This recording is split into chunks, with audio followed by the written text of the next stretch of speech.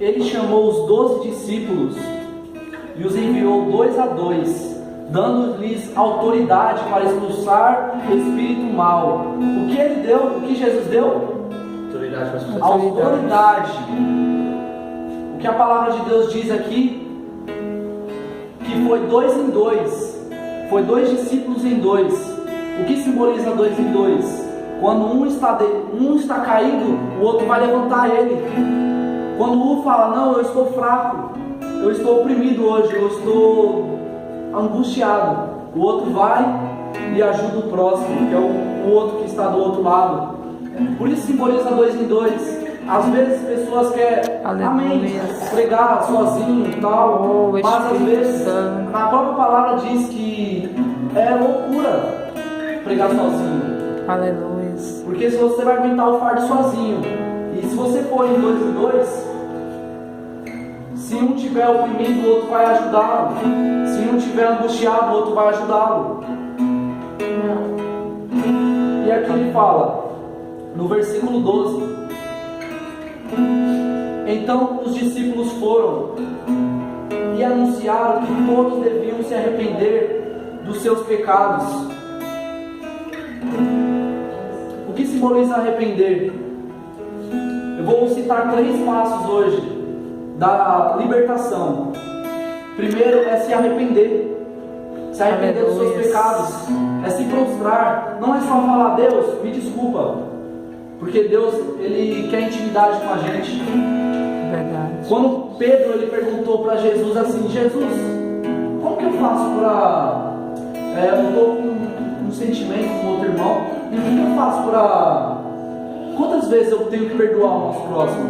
E Jesus olhou para ele e deu um pouco de risada. Eu creio. Ele falou 70 vezes 7. No mesmo dia? Ele falou sim, no mesmo dia. Então nós devemos perdoar o nosso irmão, porque assim Deus vai perdoar nós. Está na Bíblia. Se vocês querem ler, abram as nossas Bíblias em Marcos 11, só para testificar. Marcos 11. Na palavra de Deus diz aqui, ó, Marcos 11, 25. E quando estiverem orando, perdoem os que os ofenderam, para que o Pai de vocês que está no céu perdoe as ofensas de vocês. Se não perdoarem os outros, o Pai de vocês que está no céu também não perdoará as ofensas de vocês. É verdade. Então, para nós se arrependermos, também temos que arrepender o nosso próximo, perdoar o nosso próximo, às vezes com ofensa, às vezes com palavras, com coisas, dardos inflamados injetados no coração, nos nossos corações, coisas que o inimigo não, eles se agradam em fazer isso, o inimigo se agrada. E nós devemos liberar perdão, porque liberar perdão simboliza praticamente quebrar os grilhões que está dentro do nosso coração. Verdade. Porque aquilo que é perdão, Deus ele só perdoa se nós realmente perdoar o nosso próximo. Vamos voltar em Marcos 6, em 16 e 12. Então os discípulos foram e anunciaram que todos deviam se arrepender. E eu vou voltar, são 3 passos para a Aleluia. O primeiro é se arrepender.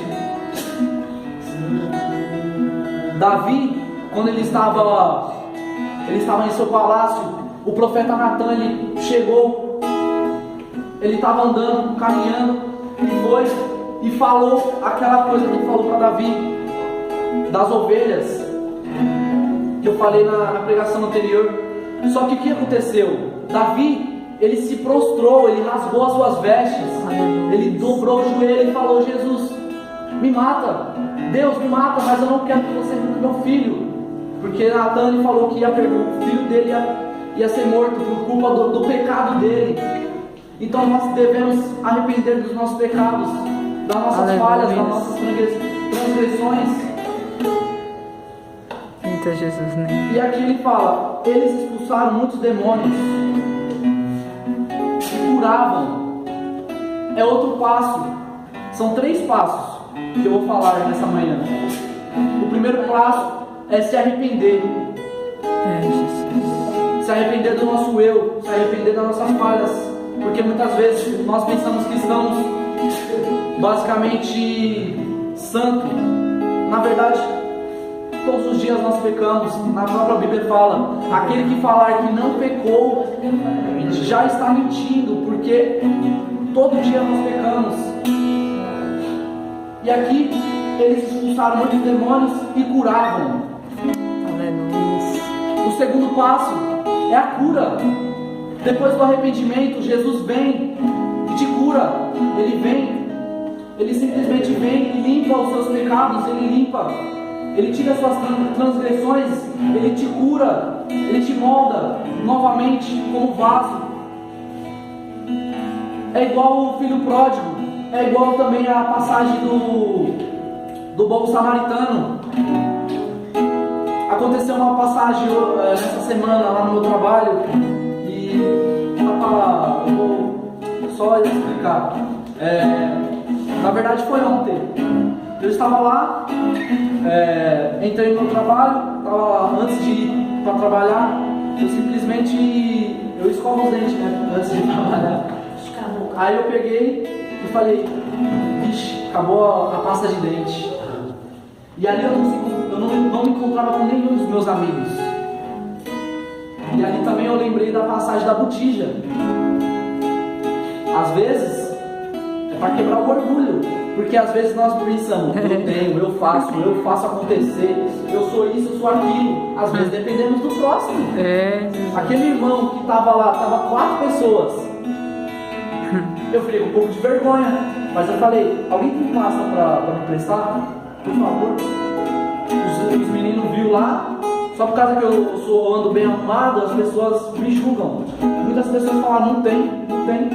E eu sabendo que tem. Tinha pessoas que tinham no armário, mas as pessoas falaram que não tem. Essas pessoas que simplesmente eu confiava, e essas pessoas falaram: não tem. Uma pessoa, todo dia ele vinha, eu lendo a Bíblia no meu horário de almoço, ele chegava e colocava funk assim, ó, colocava no som e ficava escutando funk. Eu lendo a Bíblia. Ele falou: não, eu tenho pra você. Pegou e me deu. No outro dia, esse mesmo irmão, esse mesmo menino que estava escutando funk, ele estava escutando música gospel. Eu falei: glória a Deus, Jesus já está tocando no coração dessa pessoa. Através de nós que somos espelho, as pessoas mudam. Aí o outro irmão foi lá e começou a criticar ele: você estava escutando funk esses dias, e aí hoje você está escutando música gospel. Aí eu tomei as dores do irmão. Falei: deixa o irmão, deixa o menino, ele está aprendendo. Eu tomei as dores dele. Então a cura é isso. Jesus. Às vezes também temos que quebrar o nosso orgulho em algumas coisas. E Jesus ele vem para tirar, para atar nossas feridas, os nossos pecados. Às vezes nós erramos, nós falhamos, aí chegamos a se arrepender. Jesus vem e traz a cura. Ele começa a atar nossas feridas, ele começa a curar, limpar, tirar todo o peso, toda a opressão do inimigo que ele lança em você. Agora eu quero que os irmãos abram também a Bíblia em Romanos, rapidinho. Aleluia. Eu vou entrar na terceira passagem, no terceiro passo, que depois que Jesus vem e cura, porque Jesus é a cura, ele veio para curar os pecados do mundo, ele veio para quebrar o protocolo de tudo. As pessoas falam: vamos seguir a lei, ele fala: vamos seguir a graça. Ele fala: vamos seguir Moisés. Ele fala: me sigam. Sim, Jesus. Porque ele vai quebrar o protocolo de tudo. Ele andando no tempo.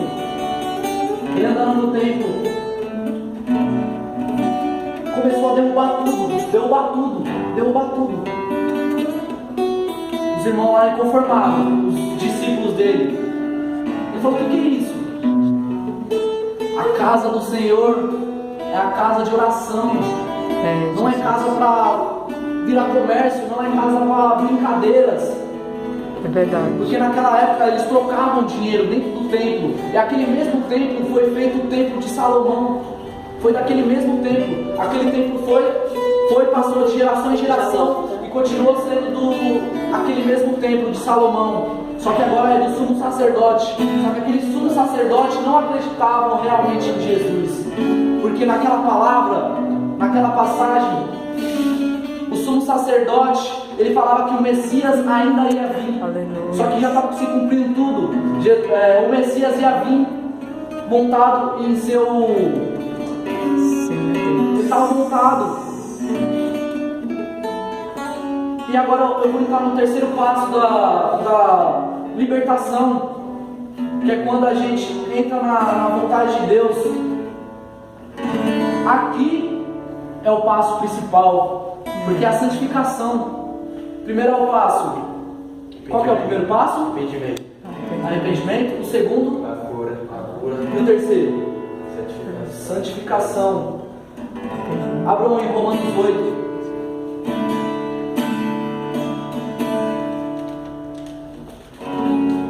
O que é a palavra de Deus diz? Vou esperar os irmãos. Oh, Espírito Santo de Deus.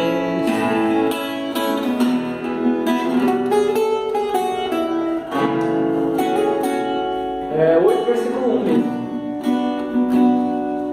Olha o que Deus diz. Agora já não existe nenhuma condenação para as pessoas que estão unidas com Cristo Sim, Jesus. Jesus. Pois a lei do Espírito de Deus que nos trouxe vida, Sim, Pai. está nos unindo com Cristo Jesus, livrou você da lei do pecado e da morte. Deus fez o que a lei não pode fazer, porque a natureza humana era fraca. Deus condenou o pecado na natureza humana, enviando o seu próprio Filho, que veio na forma da nossa natureza pecaminosa, a fim de acabar com o pecado. Deus fez isso para que as ordens justas da lei pudessem ser completamente cumpridas por nós, que vivemos de acordo com o Espírito de Deus, Aleluia. e não de acordo com a natureza humana, porque as pessoas que vivem de acordo com a natureza humana têm a sua mente controlada por essa mesma natureza, mas as que vivem de acordo com Deus têm a sua mente controlada pelo Espírito. Aleluia. Amém, até aqui. Então, a santificação é o processo. Depois que você se arrepende, depois que Jesus vem e traz a cura, às vezes a gente voltamos para o arrependimento de novo.